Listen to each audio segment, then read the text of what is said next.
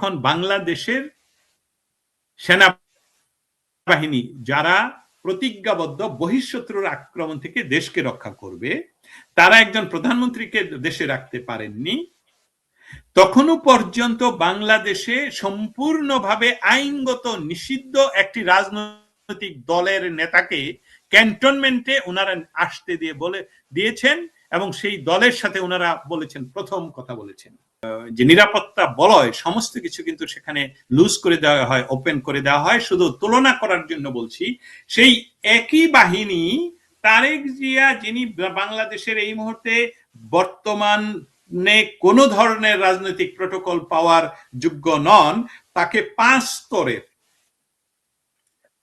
স্তরের নিরাপত্তা দিয়ে রাস্তা দিয়ে হেঁটে হেঁটে হেঁটে হেঁটে মঞ্চে নিয়ে আসা হয়। কোথায় ছিল সেদিন গত 5 তারিখে অগাস্টের আপনারা শেখ হাসিনাকে বাংলাদেশের কোথাও আপনারা নিরাপদ রাখতে পারেননি? অতএব এটা তো মেটিকুলাসলি ডিজাইনের অংশ। এটাই ছিল আমি 5 তারিখ নিয়ে মৌলিক বলা। কিন্তু সেদিন কি হলো? সেদিন উনি টেলিভিশনের সামনে এসে বললেন অনেক কথা, যে আমরা দেশের দায়িত্ব নিলাম।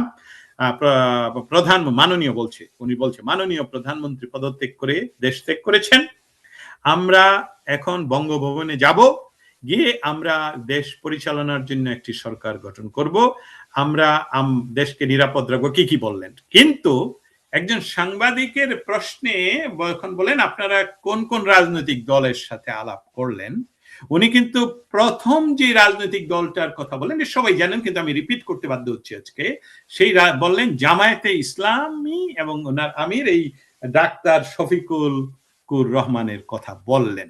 এখন আমি এটা নিয়ে আরেকটু কথা, আমি আরেকটু কথা বলি। জামাতের কথা যখন উনি বলছেন, তখন আমি আরেকটু কথা বলতে হবে। ঠিক সেই মুহূর্ত পর্যন্ত যখন বাংলাদেশের সেনাবাহিনী যারা প্রতিজ্ঞাবদ্ধ বহিঃশত্রুর আক্রমণ থেকে দেশকে রক্ষা করবে, তারা একজন প্রধানমন্ত্রীকে দেশে রাখতে পারেননি, তখনও পর্যন্ত বাংলাদেশে সম্পূর্ণভাবে আইনগত নিষিদ্ধ একটি রাজনৈতিক দলের নেতাকে ক্যান্টনমেন্টে ওনারা আসতে দিয়েছেন, এবং সেই দলের সাথে ওনারা বলেছেন, প্রথম কথা বলেছেন। অতএব এটা ভবিষ্যতে যে কোনো সরকার, যে কোনো বাংলাদেশি সরকার এটা নিয়ে কথা, এই বিষয়টা আনতেই হবে কোর্ট মার্শালে। কারণ আমি ততক্ষণ পর্যন্ত আমি কোনো আইন ভাঙতে পারি না যে আইনটা এখনো পর্যন্ত বলবৎ। আইনটা যদি পরবর্তী মুহূর্তে চেঞ্জ হয়, তখন আমি এটা কাজ করতে পারি। উনি তো আইন বলেন নাই যে আমি মার্শাল ল জারি করলাম, বাংলাদেশের সমস্ত আইন বন্ধ, অতএব আমি যার সাথে খুশি তার সাথে কাজ করব। এটা তো করেন নাই, করেছেন আইন ভঙ্গ করেছেন। অতএব আপনি যে তথ্য তুলে ধরলেন, গত সপ্তাহে তিনি আবার জামাতের আমির তার সাথে দেখা করেছেন।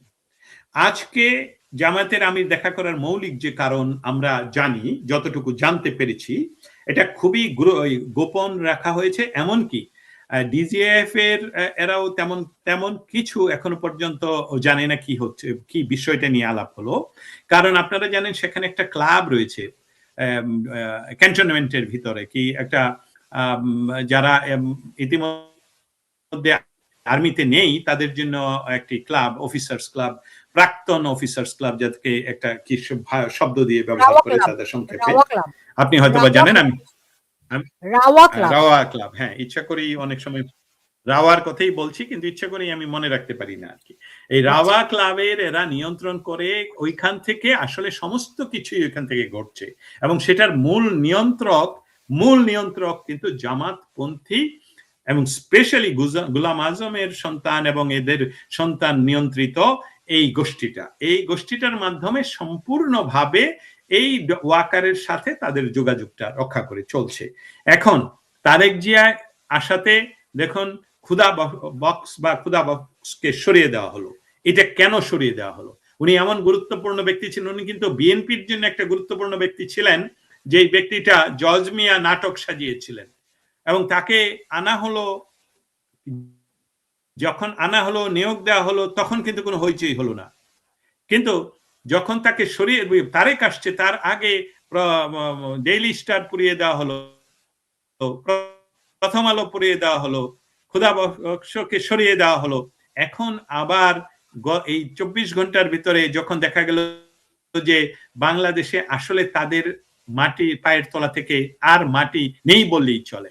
জামায়াতে ইসলামের ভোট ব্যাংক বাংলাদেশে কখনোই ছিল না, এবং আমি মনে করি যে জামায়াতে ইসলাম যে কাজগুলো এখন প্রতিদিন করে যাচ্ছে তাতে করে তাদের পায়ের নিচে যে মাটি একেবারেই সরে গেছে সেটাকে পুনরুদ্ধার করার জন্য, প্রোটেকশন নেওয়ার জন্য ওয়াকার সাহেবকে আরেকটা ধমক দিবেন কিনা ইয়াকে, ডক্টর ইউনূসকে। কারণ ওয়াকার সাহেব যে কাজটুকু করছেন সেটা কিন্তু ঠিকাদার হিসাবে করছেন। আমি কথাটা বুঝাতে পারলাম কিনা, কারণ এই এনসিপির বহু সম্মুখ সারির নেতারা কিন্তু ঢাকা ইউনিভার্সিটিতে সবসময় স্লোগান দিত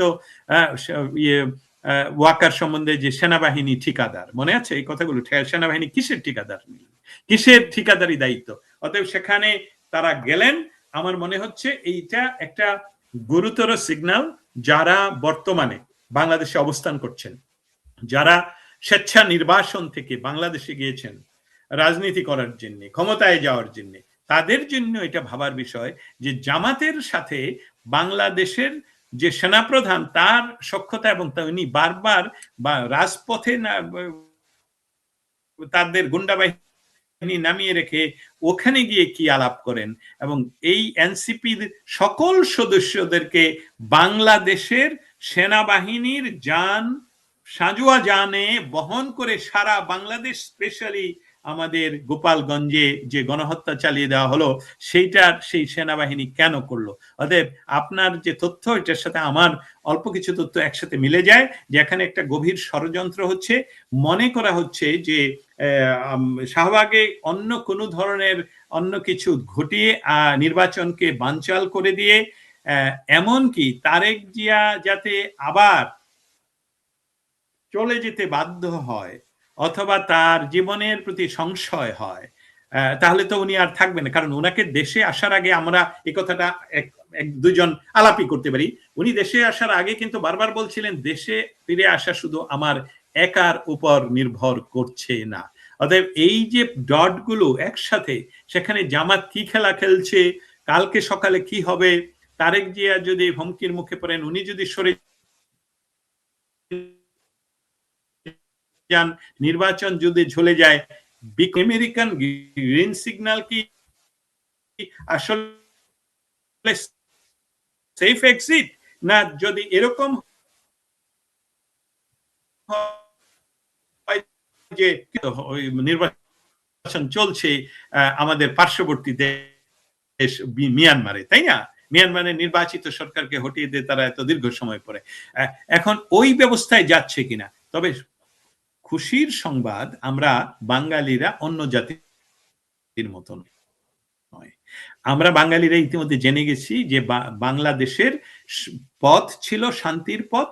বাংলাদেশের মানুষের উন্নয়ন, মানব সম্পদের প্রত্যেকটি সেক্টরে উন্নয়নের জন্য দায়ী শেখ হাসিনা। তো শেখ হাসিনার সরকারের পরে যদি এর চেয়ে বেটার কোনো সরকার আসতো তাহলে মানুষ আবার শান্ত হয়ে পড়তো। মানুষকে যেহেতু উস্কানো হয়েছে যে আমরা আরো বেটার দেব, আমরা তোমাদেরকে ভোটের অধিকার দেব, আমরা সবাই এমপি হয়ে যাব, সবাই মন্ত্রী হয়ে যাব, ওরা একা খাচ্ছে কেন, শব্দগুলো কিন্তু এইসবগুলোই ছিল যার জন্য তারা ওয়ার্ড ইউজ করতো। অতএব শঙ্কার আশঙ্কা আপনার যেরকম আমারও এরকম, কিন্তু ভরসা রাখলাম বাংলাদেশের মানুষের উপর। না, নিঃসন্দেহে আমার কিন্তু বাংলাদেশের মানুষের উপর অনেক আস্থা। একথা সত্য যে দর্শক আপনারা কি আমার সাউন্ড শুনতে পাচ্ছেন ক্লিয়ারলি? কারণ আমি বলি টেকনোলজিক্যালি আমি একটু চ্যালেঞ্জড পারসন, আমি একটু কম বুঝি টেকনোলজি। তারপরে যদি আমাকে একটুখানি জানাতেন যে আমার সাউন্ডটা ক্লিয়ার কিনা, আমি চেষ্টা করেছি এটা ঠিক করার। যাই হোক, যেটি আমি বলছিলাম যে বাংলাদেশের মানুষের উপর কিন্তু আমার অনেক আস্থা। আপনি যেটি বলছেন না যে আমরা একটু অন্যরকম জাতি, অন্যদের মতো নয়। আমরা নদীর দেশের মানুষ, আমরা জোয়ার ভাটার মানুষ, আমরা কাদামাটির মানুষ। আমরা হয়তো অনেক সময় এদিক ওদিক খেই হারাই, কিন্তু আবার সময় মতো কিন্তু আমরা আবার ঠিক লাইনেও উঠে যাই। আমরা জানি কোথায় আমাদের শক্ত হতে হবে। সো আমরা একটু ভুলভ্রান্তি করি, আবেগতাড়িত হই। ওইটা একটুখানি ক্ষমা সুন্দর দেখবেন আরকি। সেজন্য আমি বাংলাদেশের মানুষের উপর অনেক ভরসা রাখি, আস্থা রাখি। যাই হোক, যেটা বলছিলাম যে আপনি যেই ব্যাখ্যাগুলি দিলেন আমার কাছে মনে হয় খুবই অসাধারণ এবং একদমই পাজেলের মতো মিলে যায়। হ্যাঁ? আমরা ঠিক জানি না কি হচ্ছে, কিন্তু যেই সংশয় আছে, আবার যে প্রশ্নগুলো আছে বিশেষ করে নির্বাচন যে এই সরকার দিতে চায় না এবং জামায়াত যে নির্বাচন চায় না, এনসিপিও নির্বাচন চায় না, সেটি তো তারা নানানভাবে বলেছে। স্পষ্টতই বলেছে যে তারা চায় যে জুলাই সনদ আগে হবে তারপরে নির্বাচন। তারা চায় গণভোট আগে তারপরে নির্বাচন। তো এইভাবে করে সুতরাং তারা তো বিভিন্ন সময় টালবাহানা করেছি। এখন আমরা এই, এই চূড়ান্ত ক্ষণে পৌঁছে গেছি কিনা? দস্তগীর জাহাঙ্গীর, আপনি কি আমার কথা শুনতে পেয়েছেন? আমি পূর্ণটা শুনেছিলাম কিন্তু প্রশ্নটা পূর্ণটা শুনতে পাইনি। আপনি যদি প্রশ্নটা হচ্ছে প্রশ্নটা গিয়ে আবার যে করেন তাহলে আমি এই ধরে যে এই সংকটের আমরা নির্বাচন নিয়ে টালবাহানা, নির্বাচন হবে কি হবে না, এই যে এত রকম সংকট, এই সংশয়, সেটির চূড়ান্ত ধাপে পৌঁছে গেছি কিনা? হ্যাঁ, অসংখ্য ধন্যবাদ আপনাকে। এই বিষয়টা আমরা যেভাবে দেখব, আমরা যেভাবে তুলে ধরব, সেটা চেষ্টা করব যাতে এমন হয় যে আমরা আমরা কিন্তু একটা কথা বলে রাখি যে আমরা ভাগ্য পরীক্ষাও করতে পারি না, আমরা পূর্বাভাসের কিছু বলতে পারি, কিন্তু কি ঘটবে একদম পুঙ্খানুপুঙ্খভাবে বলার কোনো ধরনের উপায় আমাদের হাতে নেই এবং পৃথিবীর কারো হাতেই নেই। কিন্তু আমরা যে অ্যানালাইসিসটুকু এতক্ষণ করলাম, আমাদের দর্শক শ্রোতা আপনারা যারা শুনছেন, আশা করছি আপনারা আমাদের সাথে একমত হবেন। আপনাদের দ্বিমত হওয়াটাও প্রয়োজন। যদি এই দ্বিমতে আরো কিছু বেরিয়ে আসে, আমরা ভবিষ্যতে এটা নিয়ে আবারও কথা বলবো। কিন্তু নির্বাচন হবে কি হবে না, আমরা যদি এটা 50-50 সম্ভাবনার কথাও আমি এখানে বলবো না। আমরা যেই কথাগুলো বলবো সেটা হলো নির্বাচন কেন হবে। নির্বাচন না দিয়ে যদি আমি ক্ষমতায় থাকতে পারি, ক্ষমতাই যদি আমার মৌলিক লক্ষ্য হয়, যেটা এনসিপির নারী নেতৃবৃন্দ যারা এনসিপি থেকে চলে যাচ্ছেন, সুলতানা রহমান আপনার ইন্টারভিউ এসে ওনারা একই কথা বলে গেছেন যে আমাদের মৌলিক লক্ষ্যটাই দেখলাম যে কোনো উপায়ে যে কোনো ভাবে ক্ষমতায় যেতে হবে, ক্ষমতায় থাকতে হবে। কিসের জুলাই, কিসের অমুক, ক্ষমতায় যাওয়া, এমপি হওয়া, সেটাই আমাদের মূল্য।